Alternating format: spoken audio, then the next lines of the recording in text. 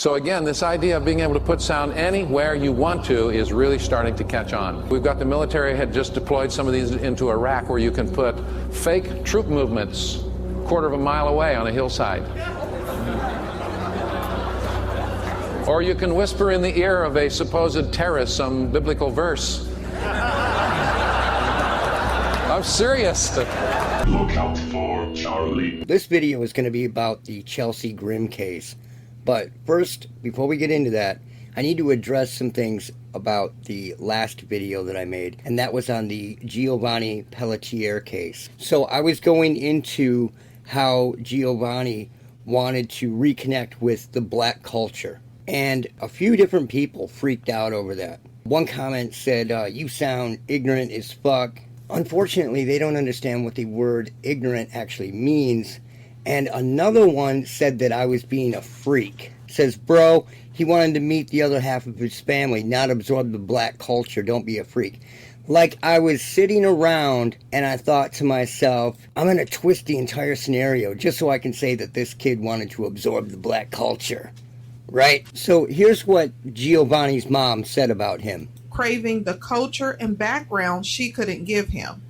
Giovanni's mom says she's Italian and Puerto Rican, while Giovanni's dad is African American, and that's a culture that Giovanni always craved. Giovanni still longed for a connection with the African American culture he felt was missing from his life. So how do you say that in a shortened way? He was craving the black culture. I don't make this stuff up. I'm just reporting what happened. And lastly, I'm not going to say the words African American. Kids get used to that now. And then they meet someone from Jamaica, England, Africa, Canada, etc. And these kids are calling them African Americans, which makes them sound not only ignorant, but also very arrogant in assuming that everyone is American. You can say it all you like, but I'm not participating. Kick the rocks, man. So, Chelsea Grimm. She went missing at the end of September and beginning of October 2023. She was on a road trip from San Diego all the way to Connecticut for a wedding. But she never showed up because she decided around Arizona that she wasn't going to go there for the wedding and that she was just going to spend time hanging out. She was just kind of traveling around the area of Williams, Arizona. Strangely, she had posted on her social media photos of missing persons flyers, and she was just kind of hanging around that area, going to different monuments and checking things out. She ended up having a run-in with a cop because somebody called on her. Here's the body cam video from that run-in. Hello. Hello. How are you doing? I'm okay. How are you? I'm doing great. Are you doing all right? Yeah, I just was doing a photo shoot of the lost soldiers and got a little emotional, so I was crying before I got back on the road. Yeah, okay. I'm just making sure someone called it in, so... I'm sorry. No, you're quite all right. I mean... I was just doing a photo shoot, yeah. Packed up. I'm going to leave soon. Okay. But I just didn't want to drive like that. Sad. Which kind of makes sense because she had missing persons flyers that she had posted on her social media. She seems relatively together here. You know, maybe a little emotional, but whatever. Well, just hang tight for me really fast and I'll be right back, okay? Okay. That won't be much of a bother. All right. I just wanted to let you know your registration is expired. Is it really? Yeah, September of 23. So it was September 9th. So no Oh, big deal. I just okay. wanted to let you know, bring it to your attention. Okay. Here's your driver's license Thank back. you. I've told you over and over and over that these are all the same case. We've been talking about this for the last 2 or 3 videos. This is always the same case that you're seeing. Different people, Mad Lib style, change the person, change small details, but overall, you're looking at the same case over and over. In fact, I need to play part of the video that I posted either last or the video before that and show you that it is the same thing. Dave Paulides is talking about the fact that these people out there are talking about weaponizing portals. Portals.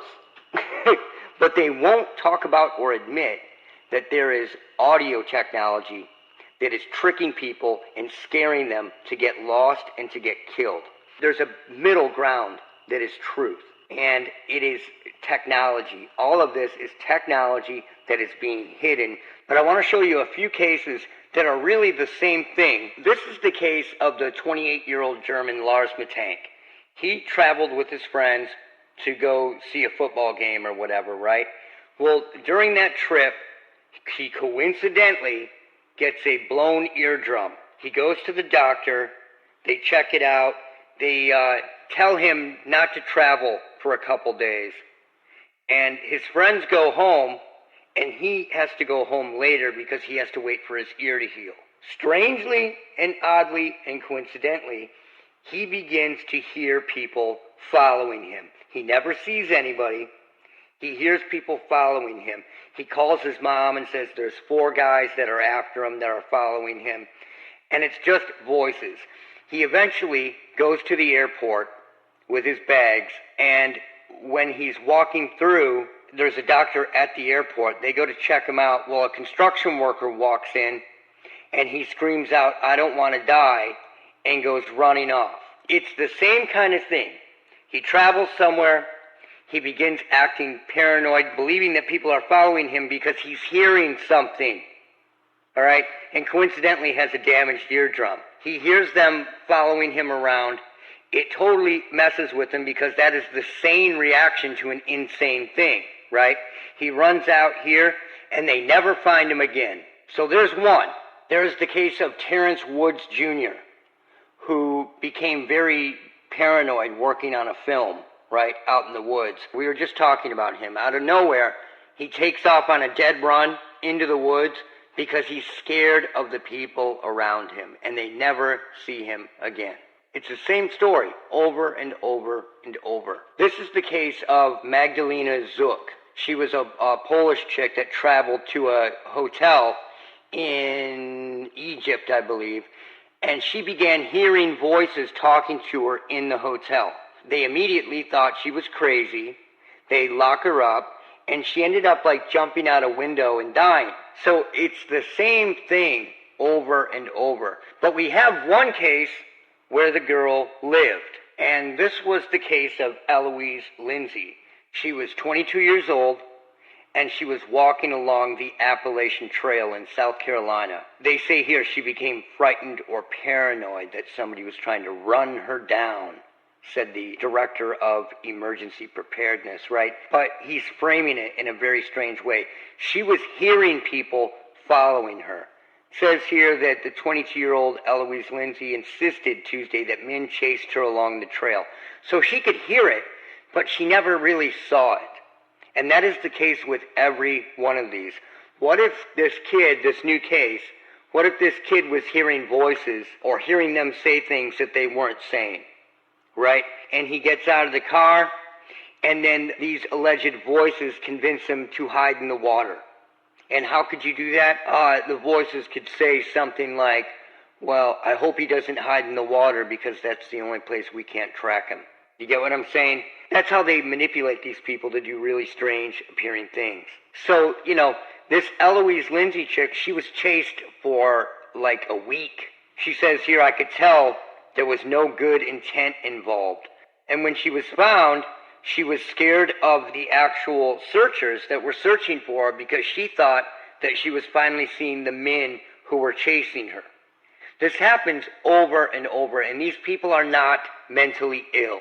What do you think the odds are that Lars Matank, 28 years old, travels, gets a blown eardrum, and then all of a sudden he starts hearing voices in those ears, like a blown speaker is vibrating, right?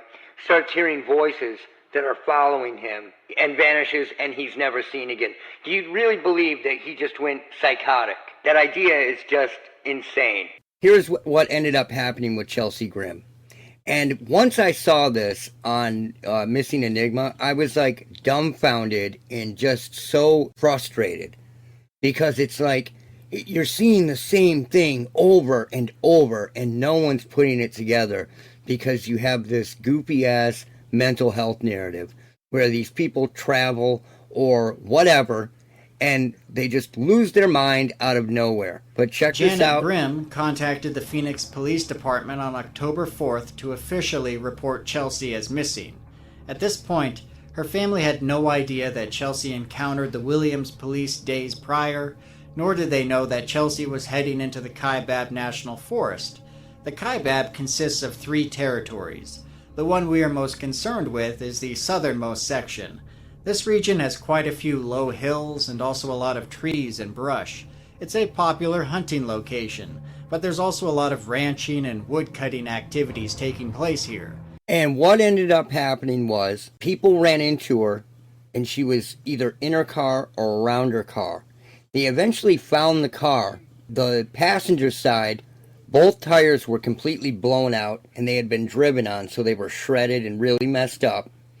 And the car also had body damage, as if it had been hitting trees or rocks or something. It was pretty messed up, and she was gone. So she had been doing all these erratic things, but it gets crazier. So here's a woman who called in who saw the car. When Deputy Cortez got a hold of the reporting party, she told him that she was out scouting for elk with her son the week prior on Friday, September 29th. And that during that time she did not encounter the lone vehicle on Forest Road 6. It wasn't until she returned to the area on October 3rd that she observed a car sitting in the middle of the road. At the time, she chose not to report it because she assumed it was someone who would be coming back for it later. Now bringing us up to date on October 5th, Tasha said that she returned once again to the region earlier in the day and she saw that the car had still not been moved. They end up coming out and checking out the vehicle. Multiple people had seen her. So here's the vehicle that they had found, and they began taking photos of it. When you get to the passenger side, you can see both tires are blown out. There's damage here, like she was driving off-road. You can see the tires are shredded. So she was driving on the rim for a long time. Looks like what someone would think insane shit, right? This is either from a rock or a tree. And there's just a lot of damage to that passenger side. You begin to wonder, well, what happened? Well, we know what happened, and it was exactly like every one of these cases that I've talked about, every single one of them. Let's listen to what happened. So, here's the story of what actually happened to this Chelsea Grimm. Authorities were then able to make contact with this Phoenix area friend who was a woman named Jeanne. Chelsea contacted Jeanne and sounded paranoid. She said she was escaping a domestic dispute, and her ex-boyfriend could track her using her phone GPS.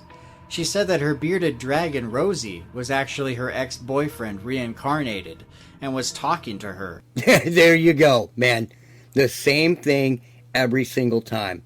So, if something weird is happening to you, you're going to assume that it has something to do with your phone or your GPS, like she did. Then she starts hearing voices, and she believes that her bearded dragon that she was carrying with her, like an iguana, a lizard, was talking to her, because it's the only thing in the car. So, she begins hearing voices, and calls her friend to tell her about it.